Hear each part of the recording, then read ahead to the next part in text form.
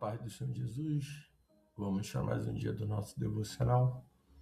Está no livro de 2 João, capítulo 1, versículo 8, que diz: Tende cuidado de vós mesmos para não destruir o fruto do nosso trabalho, mas para que, pelo contrário, venhais a receber plena recompensa. Nós vamos ver aqui nesse capítulo de 2 João, somente um capítulo tem essa carta, onde João ele vai estar já fazendo seus cumprimentos aqui, depois do versículo 1, 2 e 3, falando: o presbítero, a senhora eleita, e seus filhos, a quem amo por causa da verdade, e não somente eu, mas também todos que conhecem a verdade, por causa da verdade que permanece em nós e que está conosco para sempre. Graça, misericórdia e paz da parte de Deus Pai e de Jesus Cristo, Filho do Pai, serão conosco em verdade e em amor. Então, João, aqui nesses cumprimentos à igreja, ele está direcionando o presbítero, e quando ele fala a senhora eleita, ele não está dizendo que o presbítero é uma mulher, não é isso. Ele está dizendo o presbítero, a senhora eleita e os seus filhos. Então, a senhora eleita aqui é a forma que ele está tratando, de tratamento, dado a uma igreja local. Ele está chamando o presbítero, que é o líder daquela igreja, a senhora eleita é a igreja, e seus filhos são os membros daquela igreja. E ele diz ali, ele fala: quem amo por causa da verdade. Ele está declarando o amor dele pela igreja de Cristo Jesus. E não somente eu, mas também todos que conhecem a verdade. Não todos que conhecem a verdade, ele ama, ele faz parte daquele que ama. E a noiva é a igreja de Cristo. Então ele diz: por causa da verdade que permanece em nós, e que está conosco para sempre. Então, a igreja do Senhor, ela prega a verdade, ela prega a verdadeira palavra do Senhor, onde nós vamos ver João, mais à frente ele vai alertar que não devemos nem sequer compactuar, nem sequer receber visitas em nossas casas. Quando ele está falando, refere-se à igreja de Cristo, nem cumprimentar aqueles que estão participando das mais obras que vêm como visita, e na verdade não são visitas, são pessoas que são enviadas. Ele vai falar aqui que são como anticristos.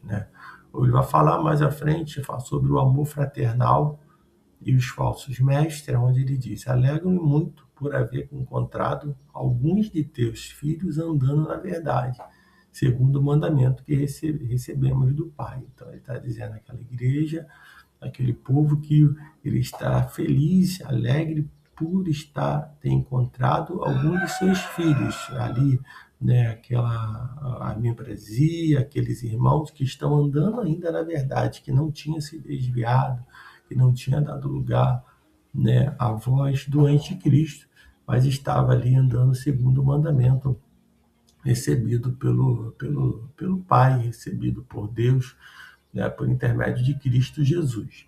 Ele diz no versículo 5: e agora, Senhora, peço-te, não como se escreve um novo mandamento, mas o mesmo que tivemos desde o princípio: amemos uns aos outros. Então, ele está dizendo, se dirigindo à igreja como Senhora, e ele diz: peço-te que não como se escrevesse um novo mandamento. Então, para nós, tem coisas que não pode ser novidade, não pode ser um novo mandamento do Senhor, que nós venhamos amar uns aos outros, e venhamos amar uns aos outros em Cristo Jesus, estar realmente amando nosso irmão, vivendo de uma maneira que desde o princípio fomos ensinados. Não podemos esquecer dos ensinos de Cristo Jesus, né? E um dos ensinos dele é que nós devemos amar ao Senhor acima de todas as coisas e o nosso próximo como a nós mesmos. Então esse é o mandamento do Senhor que não pode ser esquecido em momento algum nessa trajetória a qual nós estamos, né? Nessa caminhada aí até se cumprir a nossa missão aqui nessa terra. Versículo 6 diz: e este é o amor, que vivamos segundo os seus mandamentos. Esse é o mandamento, como já desde o princípio ouviste, para que neles andeis. Então não há novidade, que devemos amar a Deus acima de todas as coisas e o próximo como a nós mesmos, né? Como nós vamos dizer que nós amamos a Deus se nós não amamos o nosso próximo, aquele que está conosco, né? E nós vivemos, estamos vendo todos os dias. Então, esse amor ele precisa ser exercitado a cada dia e deve ser a identidade daquele que serve ao Senhor. Versículo 7 ele diz: porque muitos enganadores já saíram pelo mundo, os quais não declaram que Jesus Cristo veio em corpo. Quem assim procede é enganador e o anticristo. Então ele está dizendo que muitos enganadores já se espalharam, né, pelo mundo, a qual eles estão declarando que Jesus não veio em corpo, né, que ele não veio em carne, que ele não passou aqui, né, os anos da sua vida como um de nós, passando por provações, por luta, por dificuldade, mas o diferencial é que Jesus ele não pecou jamais. Jesus permaneceu firme e suportou tudo isso por amor de nós, até a morte de cruz, né? Quando ele diz quem assim procede, é o enganador, é o anticristo. Quem procede como? Quem procede declarando que Jesus não veio como corpo, como Jesus não veio, né, a esse mundo, como aqueles que estão procedendo dessa forma, ele tem um espírito enganador, né, e ele é considerado, né, o anticristo.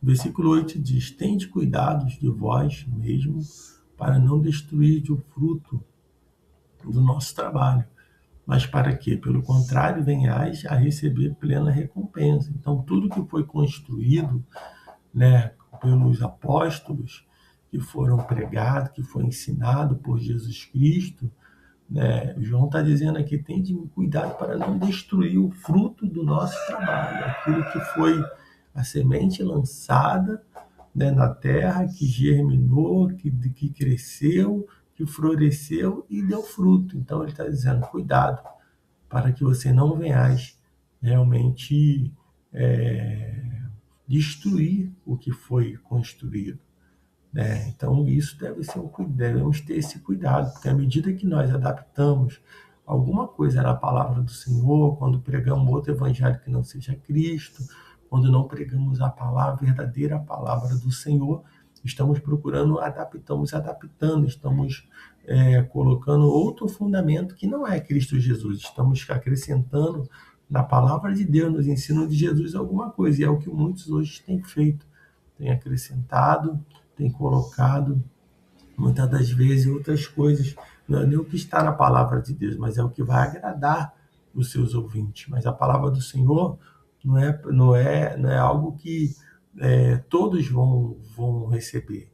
E nós não devemos procurar aquilo que vai nos agradar, mas aquilo que vai nos santificar, que vai nos dar direção, que vai mexer conosco. Então, uma palavra de arrependimento, uma exortação, são palavras necessárias para que nós possamos estar andando no centro da vontade do Senhor, né? E se nós, como andar fora daquilo que é a palavra de Deus, né, vamos receber, né, nada mais, nada menos do que o castigo divino, do que aquilo que realmente está reservado para aqueles que são enganadores e que estão andando, né, ao contrário daquilo que Cristo ensinou, estão pregando aquilo que Cristo, né, não ensinou, aquilo que ele não disse. Esses são considerados os anticristos. Versículo 9 diz: todo que vai além do ensino de Cristo e não permanece nele, não tem Deus.